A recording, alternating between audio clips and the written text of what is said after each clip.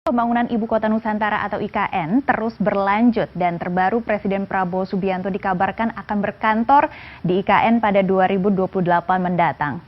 Kepala Otorita IKN Basuki Hadi Mulyono mengatakan Presiden akan mulai berkantor di IKN pada 17 Agustus 2028 yang akan menandai tonggak sejarah penting dalam pelaksanaan pemerintahan di IKN. Hal tersebut sebelumnya juga telah dikonfirmasi Menteri Pekerjaan Umum Dodi Hanggodo.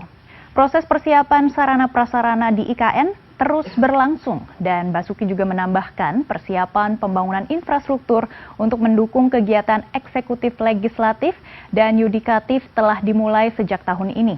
Otorita IKN juga telah menggelar pertemuan bersama dengan sejumlah investor perbankan terkemuka di Indonesia beberapa waktu lalu. Pertemuan ini bertujuan untuk mempercepat pembangunan kantor layanan jasa perbankan yang akan beroperasi di kawasan inti pusat pemerintah Nusantara. Bismillahirrahmanirrahim. Assalamualaikum warahmatullahi wabarakatuh. Sahabat Dr. Tifa, dimanapun Anda berada. Hari ini saya ingin membedah alasan pemindahan ibu kota dari Jakarta ke IKN. Loh, bukannya itu sudah berkali-kali dibahas? Bukan ya, saya ingin begini. Kita akan mulai untuk melihat dulu.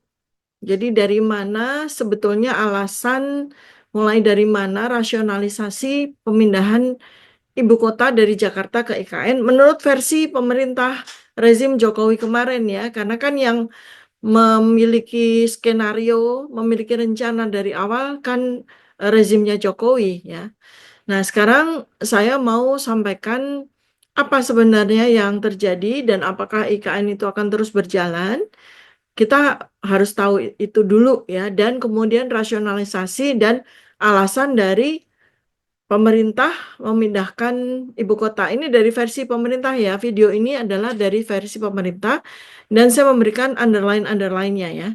Jadi rencana pemindahan ibu kota IKN ya dari Jakarta ke Penajem Pasar Utara ini yang sudah dijalankan oleh rezim Jokowi ini masih akan terus berjalan. Kaget? Ya nggak apa-apa. Yang penting saya kasih tahu kepada Anda semuanya bahwa rencana ini akan terus berjalan. Meskipun sudah terjadi pemindahan kepemimpinan dari Presiden Jokowi ke Presiden Prabowo, tapi Presiden Prabowo sudah sampaikan juga komitmennya untuk melanjutkan proyek IKN ini. Ya, ini dia janji sama Jokowi atau janji sama pihak lain. Nah, dalam video yang lain nanti akan saya bahas ya. Yang penting adalah kita semua tahu bahwa Presiden Prabowo tidak menganulir dari perkembangan atau pembangunan IKN. Beliau berharap, sampaikan juga stated ya, bahwa ibu kota politik ya, beliau mengatakan sebagai ibu kota politik Indonesia, yaitu IKN, ya akan selesai di tahun 2028. Sidang paripurna DPR MPR dapat dilaksanakan di sana di tahun 2028. Artinya apa? 1 tahun sebelum beliau selesai masa jabatan presidennya, beliau sudah menargetkan bahwa DPR MPR akan bersidang di sana di tahun 2028. Kita catat dulu ya, kita catat dulu. Jadi apa yang terkemuka, apa yang disampaikan oleh pemerintah dari sejak Jokowi sampai ke Presiden Prabowo ini kita sampaikan aja dulu, kita hikmatin aja dulu gitu ya. Nah, tetapi ternyata pada bulan Februari 2025 melalui instruksi Presiden yang dikeluarkan oleh Presiden Prabowo, anggaran yang dialokasikan untuk Kementerian Pekerjaan Umum di tahun 2025 ini untuk IKN, untuk pembangunan IKN dikurangi dari apa yang sudah diputuskan oleh Jokowi ya, oleh rezim Jokowi yang nilainya adalah 110,95 triliun oleh Inpresnya Pak Prabowo ini diubah menjadi 29,57 triliun. Pengurangan ini bertujuan untuk efisiensi pengeluaran negara, tetapi berdampak pada terblokirnya anggaran untuk pembangunan IKN, sehingga menimbulkan polemik. Buat yang tidak suka IKN, seneng ya, karena dananya ke IKN diblokir. Tapi untuk yang pro IKN, ya khawatir proyek ini akan berhenti. Ini sekarang faktanya dulu ya, fakta-faktanya dulu ya. Ada pihak yang senang karena dana diblokir, artinya IKN tidak jadi dijalankan. Nah, saya mesti sampaikan bahwa pembangunan IKN ini yang menginginkan itu bukan Jokowi. Jokowi itu cuma bonekanya orang yang atau pihak yang menginginkan. Nah, jadi ada sebuah kekuatan yang ada di atasnya lagi, ada di atas pemerintahan eh, baik Jokowi maupun Prabowo, itu yang menghendaki IKN terus berjalan ya. Jadi ini underline-nya tuh di situ. Bahwa ada pihak yang di atas pemerintah Indonesia, baik apakah waktu itu Jokowi jadi presiden maupun sekarang Bapak Prabowo menjadi presiden, itu tetap menginginkan, terus menginginkan IKN dibangun. Ya, jadi itu yang harus kita pegang baik-baik. Nah, alasan-alasannya ya, rasionalisasi pemindahan ibu kota ini agar seluruh rakyat bersetuju, DPR bersetuju, MPR bersetuju, pokoknya seluruh rakyat bersetuju, maka harus ada rasionalisasi. Harus ada judgment yang disampaikan. Nah, saya pada video ini menyampaikan rasionalisasinya, judgmentnya itu apa? Ini bukan dari opininya Dr. Tifa ya, tapi dari apa yang menjadi rasionalisasi atau alasan-alasan yang disampaikan oleh pemerintah. Ya, pertama, menurut mereka rasionalisasinya pemindahan ibu kota dari Jakarta ke IKN ini ya mengurangi beban Jakarta dan Pulau Jawa. Jakarta saat ini menanggung beban sebagai pusat pemerintahan dan bisnis yang menyebabkan terjadinya kepadatan penduduk, kemacetan, dan masalah lingkungan. Selain itu, sekitar 55,56% penduduk Indonesia terkonsentrasi di Pulau Jawa. Jadi ini jadi beban ya. Sekitar 60% ya. 60% dari 280 juta penduduk Indonesia itu memang terkonsentrasi di Pulau Jawa. Sehingga rasionalisasinya lagi ya, pemindahan ibu kota dari Jakarta ke luar Pulau Jawa diharapkan akan menghasilkan distribusi populasi dan aktivitas ekonomi lebih merata. Ini rasional apa tidak? Rasional. Ya, rasional nih, gitu kan. Ini rasional versi mainstream ya, oke ya. Dan disepakati kan, rakyat kemudian lebih dari 50% waktu itu pada saat Jokowi menjabat menyatakan bersetuju dengan pemindahan IKN. Hanya orang-orang kritis saja yang terus mengkritisi pemindahan IKN ini, termasuk saya ya. Jadi ini kita balik lagi untuk melihat alasan-alasan dari pemerintah dan kita kaji betul ya. Jakarta beban, ya, kemudian Pulau Jawa juga beban. Oke, artinya apa? Artinya mereka mengatakan, ya, pemerintah merasionalisasi atau pihak yang ingin agar ibu kota Indonesia itu pindah ke luar Pulau Jawa itu ingin agar terjadi sebuah distribusi populasi, distribusi aktivitas keluar Pulau Jawa, keluar Jakarta. Nah, kan pertanyaan yang lebih mendasar adalah, betul nggak Jakarta itu terbebani? Betul nggak Pulau Jawa itu terbebani? Setelah ratusan tahun, setelah ribuan tahun, Pulau Jawa itu selalu menjadi pulau yang paling padat penduduknya. Setelah ratusan tahun, Jakarta menjadi ibu kota. Apakah betul ada beban berat dari Jakarta dengan penduduk? Bukankah sekarang di waktu yang sama justru bakal ada distribusi populasi baru ke Jakarta melalui apa? Melalui reklamasi. Ya, rencananya setengah luas Jakarta, 35.000 hektar dibikin di Teluk Jakarta sampai ke PIK 11. Artinya, apakah alasan untuk memindahkan Jakarta ke IKN itu adalah karena beban kota Jakarta? Kalau memang Jakarta terlalu terbebani, mengapa ada tambahan lagi daratan yang nanti secara keseluruhan akan dihuni oleh 35 juta penduduk di Jakarta. Sementara sekarang ini penduduk Jakarta itu ada 12 juta. Berarti akan ada penambahan sekitar 23 juta lagi. Artinya rasionalisasi atau alasan pemindahan ibu kota dari Jakarta ke IKN dengan fakta yang sekarang ini niscaya ya, artinya ada pembangunan besar-besaran di di utara Jakarta, artinya kan beban Jakarta itu tidak tidak berkurang, malah bertambah kan. Nah, berarti ada sesuatu distribusi populasi yang tidak dikehendaki di sini ya. Kemudian distribusi populasi. Nah, sekarang kita lihat analoginya. Ya, kita lihat analoginya. Alasannya Jakarta terbebani, ya kan? Alasannya Jakarta terbebani sehingga ibu kota harus pindah dari Jakarta ke tempat lain yang jauh. Oke, sekarang nyatanya pada saat yang sama terjadi pembangunan besar-besaran di Jakarta dalam bentuk reklamasi PIK 1 sampai PIK 11 nantinya dengan luasan 35.000 hektar dan diperkirakan di tahun 2050 ya, artinya 25 tahun lagi Jakarta yang katanya terlalu terbebani itu diperkirakan populasinya menjadi 35 juta. Saat ini 12 juta, berarti ada tambahan 23 juta lagi yang akan menghuni kota Jakarta. Kota Jakarta lama maupun kota Jakarta baru di Teluk Jakarta yang sekarang sedang dibangun besar-besaran. Nah, itu yang harus Anda perhatikan baik-baik. Analoginya sekarang sama dengan populasi penduduk Jawa yang sebanyak 60% penduduk seluruh Indonesia. Dan ini menjadi sebuah rasionalisasi kenapa ibu kota mesti pindah ke luar Pulau Jawa. Agar apa? Agar ada distribusi populasi dan agar ada aktivitas ekonomi yang lebih merata. Nah, pertanyaannya, apakah kalau terjadi distribusi populasi keluar dari Pulau Jawa, apakah kemudian nasibnya Pulau Jawa itu sama dengan Jakarta? Ketika populasi yang existing sekarang itu terdistribusi keluar Pulau Jawa, ya, lalu Pulau Jawa akan dihuni siapa?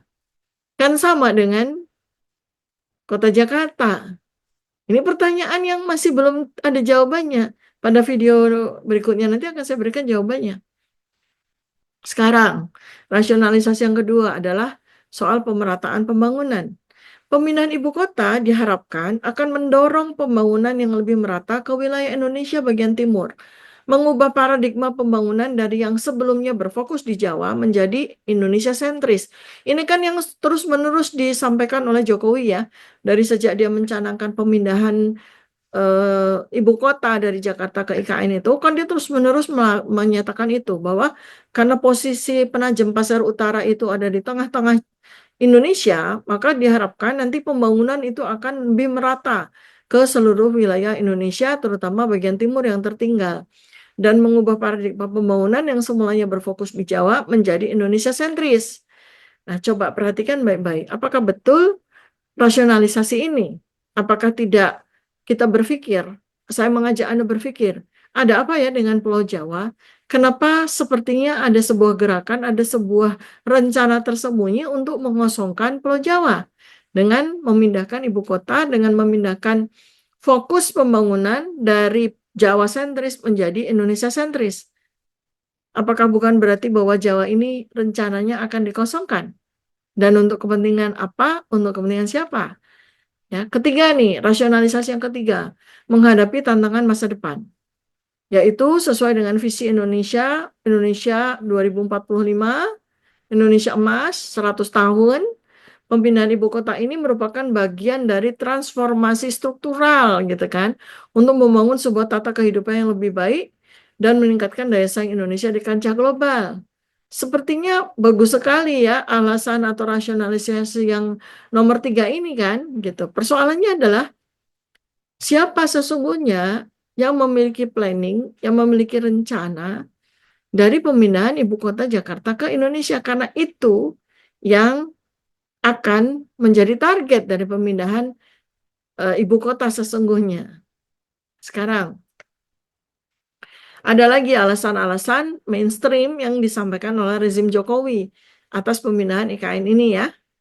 Jadi ini saya mengulas itu dulu ya. Satu, dari sisi kepentingan tadi ya saya sudah sampaikan ada 3 alasan, tambah lagi nih, alasan geopolitik.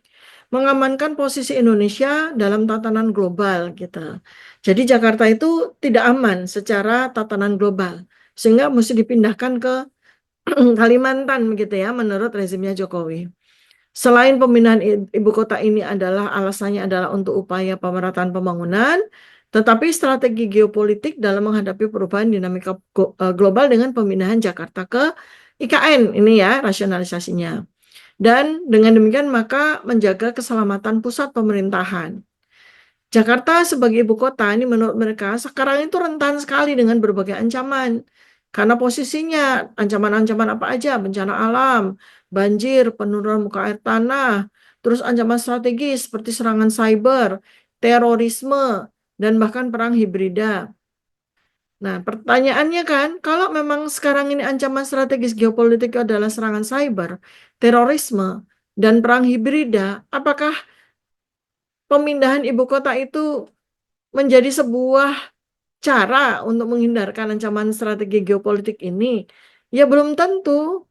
Karena kalau bicara serangan cyber, terorisme, perang hibrida itu dimanapun juga akan terjadi. Mau Jakarta dipindah ke luar planet pun ya, ibu kota Indonesia keluar planet pun, itu tetap aja bakal ada potensi-potensi ancaman strategis, serangan cyber, terorisme, dimanapun ya. Terus Kalimantan itu dengan posisi lebih terlindungi dari sisi geografis dan lebih jauh dari garis pantai, dianggap lebih aman sebagai pusat komando pemerintah. Ini kan tidak rasional ya.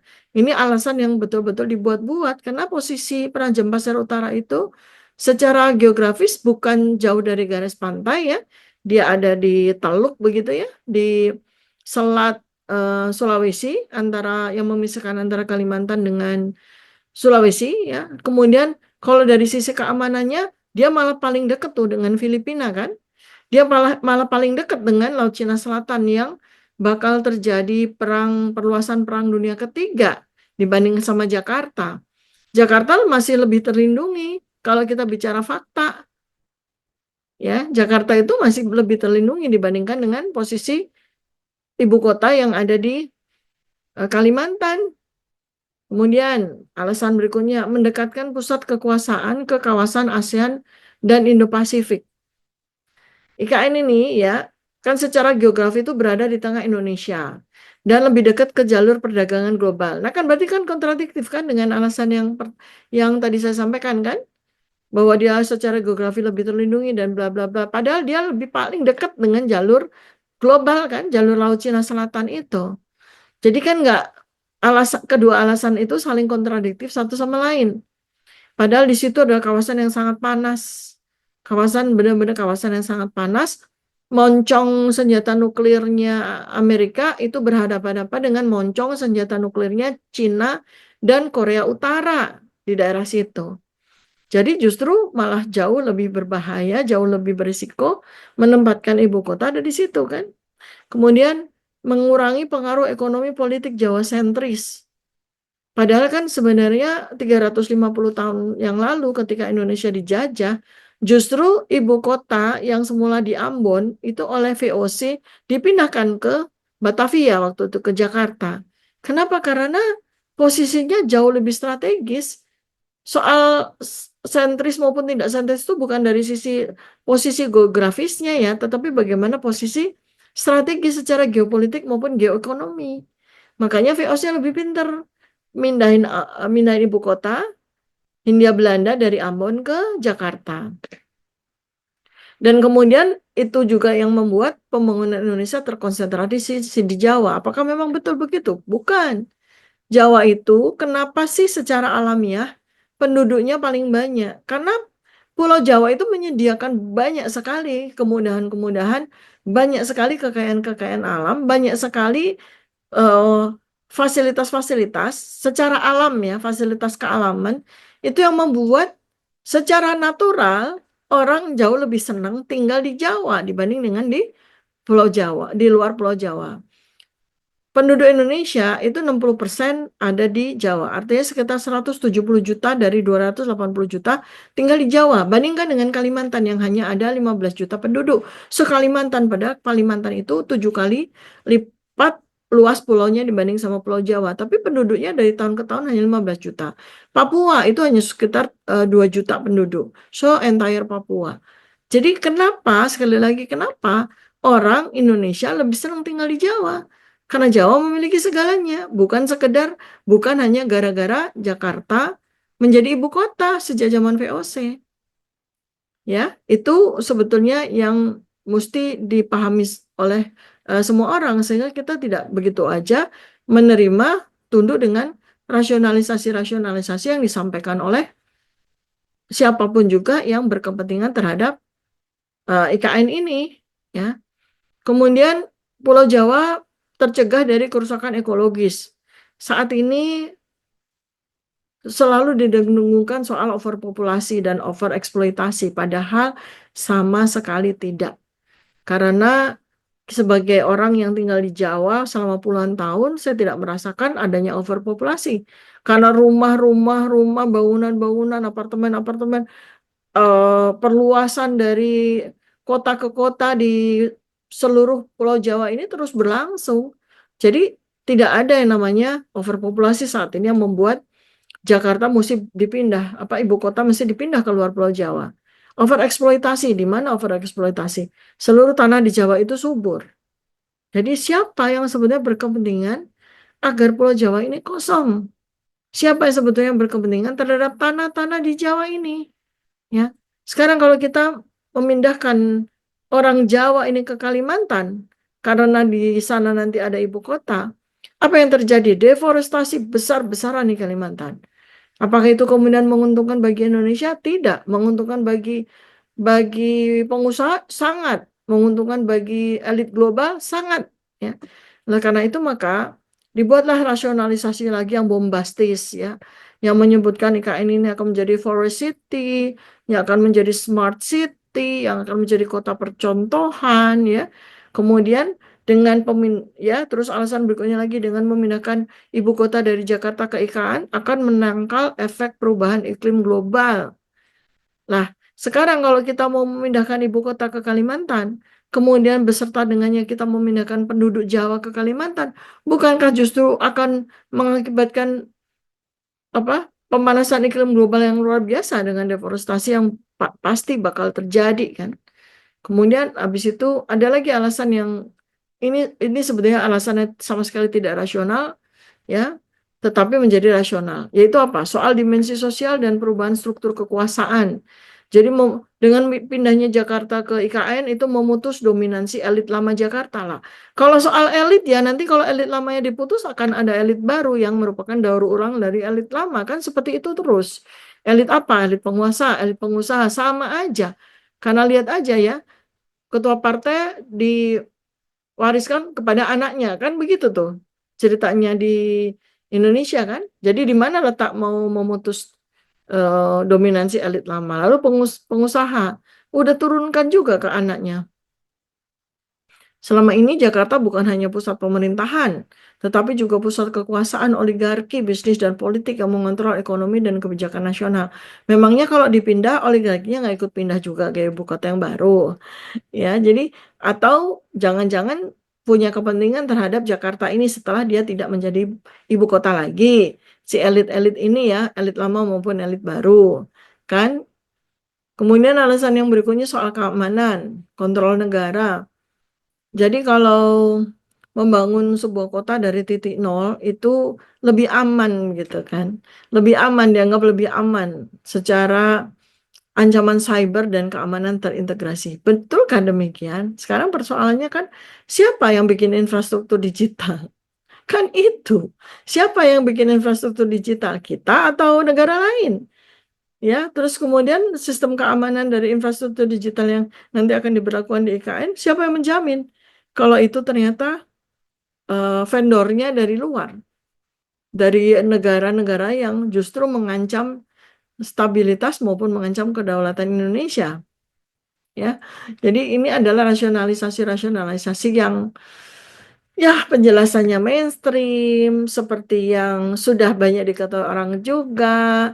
Kemudian juga ini adalah semacam propaganda yang dilakukan oleh pemerintah, ya. Jadi saya akan mengajak Anda next video, ya. Ditunggu aja untuk mendiskusikan, ya, membahas tentang bagaimana nih konsep pemindahan Jakarta ke IKN itu dengan penjelasan yang out of mainstream, ya, beyond beyond the box, beyond the horizon, ya. Out of the box, beyond the horizon, ya. Nanti pada video yang berikutnya lagi. Baik, terima kasih banyak sahabat Dr. Tifa semuanya. Mudah-mudahan kita akan dilancarkan untuk bertemu lagi pada video berikutnya. Terima kasih. Assalamualaikum warahmatullahi wabarakatuh. Salam kebenaran.